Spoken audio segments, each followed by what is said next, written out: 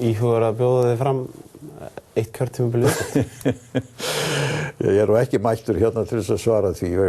Ég segi það sama við þig eins og ég segi við aðra sem að spyrja mig að því, svona fjölmiðlamenn og aðra, að þá eru hefðir fyrir því sem ég ætla mér að virða, að forsetinn tilkynnir þjóðinni þá ákvörðun við það sama tilefni og fyrirrennarar mínir hafa notað með allir virðingu við þér og þessari sjónvarpsstöð, að þá teldi ég nú ekki við hæfi að tilkynna það hér. En eins og ég hef oft sagt, ég tók ákvörðun síðast það að gefa ekki kost á mér og þetta langur tími sem ég hef verið í þessu embætti, en formleg tilkynning á minni hálfu, hún fylgja þeim hefðum sem að fyrirrennarar mínir og þjóðin hafa komið sér saman. Hefur mikið verið leitað til?